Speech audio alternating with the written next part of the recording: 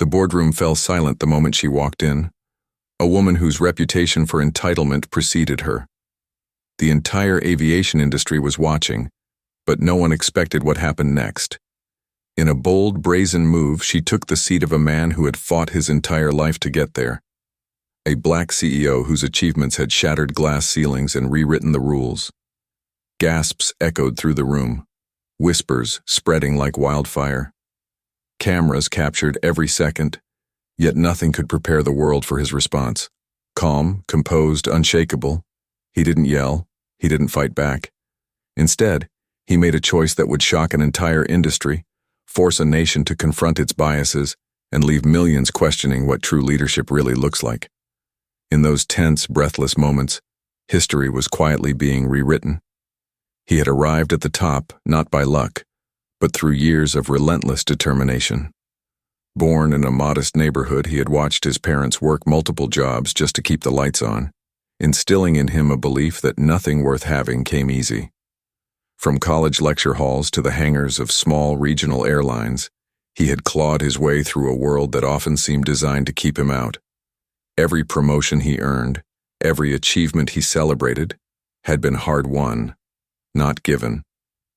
And yet, in that moment, all of that history seemed invisible to the woman entering the boardroom.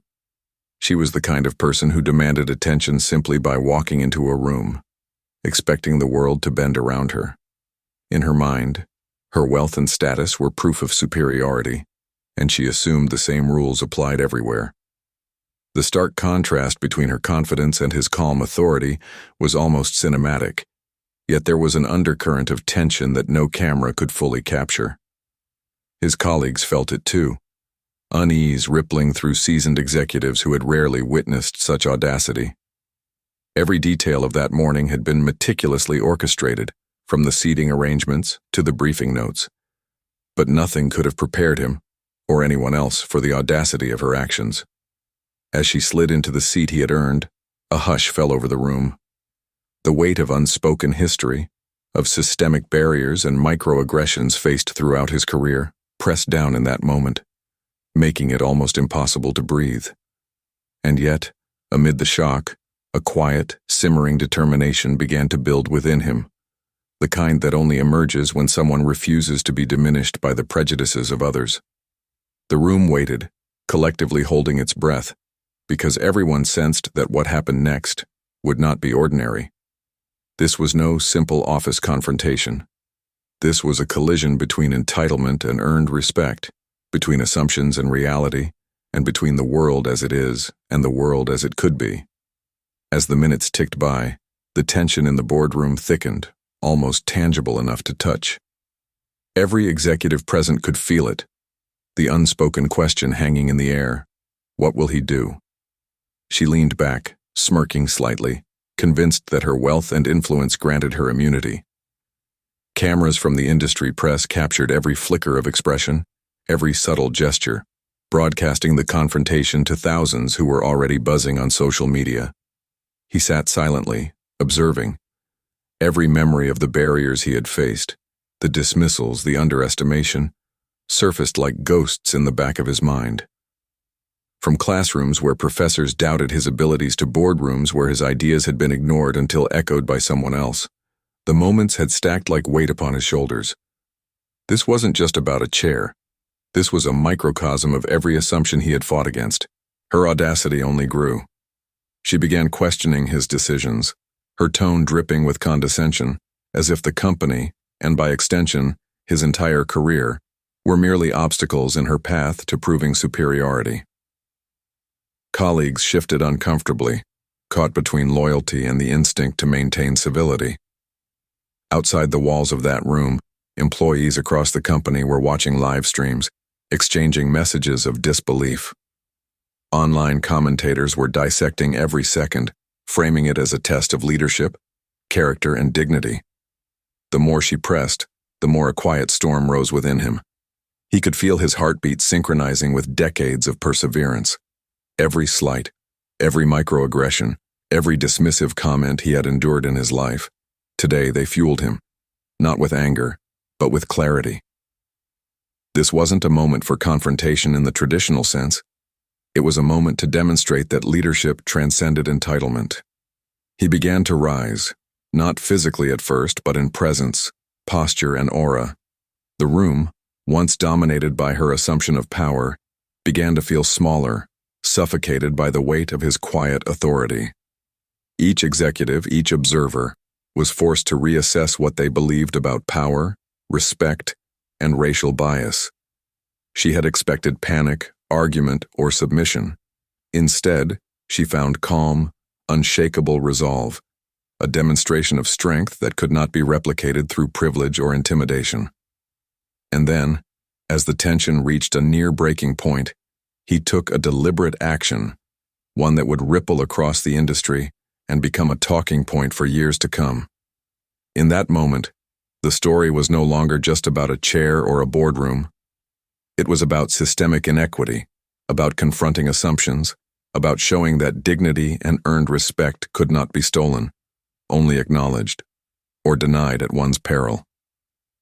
Every eye in that room and every viewer watching from afar knew something monumental was about to unfold. Time seemed to stretch in the boardroom, each second heavy with expectation. She leaned forward, anticipating a reaction: anger, confrontation, perhaps embarrassment. But what unfolded was far from what anyone expected. He stood slowly, every movement deliberate, measured, commanding attention not through volume but through presence. In that instant it became clear. This was not a battle of words or tempers. It was a demonstration of authority, dignity, and unshakable self-respect. He walked to the head of the table, not to reclaim a chair but to reclaim the narrative. He began a silent assertion of control, making decisions and issuing instructions with calm precision, each directive underscoring his expertise and leadership. The room shifted. Executives who had been unsure now aligned instinctively, drawn to the gravity of his poise. Cameras captured every moment, but no footage could fully convey the quiet power radiating from him. Her smirk faltered, subtle cracks appearing in the confidence she had wielded like armor. The realization hit her. This was not a man to be intimidated or dismissed. Each action he took dismantled the assumptions she carried, every gesture a reminder that leadership was earned, not assumed. It was as if the air itself changed, charged with the weight of decades of unacknowledged talent finally asserting itself. And then, in a move that would reverberate across the industry, he made a decision that was both bold and deeply symbolic. Without a word of anger, he enacted a measure that reaffirmed his authority, exposed the entitlement she had relied upon, and sent a clear message to anyone watching. Respect is not given. It is demanded through character, skill, and integrity. The room was silent, the tension absolute, as the implications of his response sank in. For the first time she seemed small, diminished not by confrontation but by the undeniable reality of competence and earned respect. Observers across social media erupted in reaction, some in awe, some in shock, but all recognizing the gravity of what had just transpired. This was more than a boardroom incident. It was a cultural moment, a public reckoning with assumptions about race, power, and privilege. In that climax, the story crystallized. Leadership, dignity, and justice were not the products of entitlement, nor the privileges of wealth. They were the outcomes of resilience, wisdom, and unwavering moral clarity. And for millions watching, the question lingered: how often had they underestimated someone, and at what cost? The aftermath of that boardroom moment rippled far beyond the company walls. News outlets dissected every detail, social media debates surged, and countless employees shared how witnessing such composure and dignity had reshaped their understanding of leadership. He returned to his office not with triumphalism, but with quiet affirmation. The chair, the title, the authority, they had always been his, earned through perseverance, skill, and an unwavering belief in his own worth. The woman who had tried to assert dominance found herself confronted not by anger, but by a reality she could not rewrite. Her entitlement had been exposed, her assumptions dismantled, not through confrontation but through the simple, undeniable truth of competence and character. The story became a symbol, a reminder that privilege can be challenged, but earned respect cannot be taken. Employees spoke in hushed tones about the courage it took to remain calm under scrutiny, about the power of integrity over aggression. Industry insiders marveled at how a single act of steadfast professionalism could spark national conversation. For viewers across the country, it was more than a corporate story. It was a lesson about confronting bias, recognizing unseen labor, and understanding that resilience is often invisible until tested. And yet, the impact was deeper than headlines or viral clips.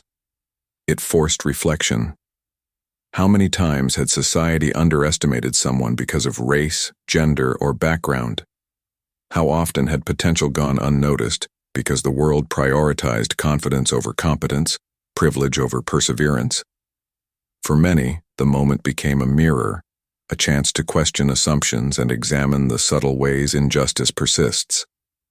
In the end, the story was not about a chair or a confrontation. It was about a man who refused to be diminished by systemic bias, about the courage to lead with dignity, and about the enduring truth that respect is not demanded through force. It is earned through resilience, skill, and character. And for every person watching, the question lingered long after the cameras stopped rolling. When faced with injustice, will we stand with courage, or will we let history repeat itself?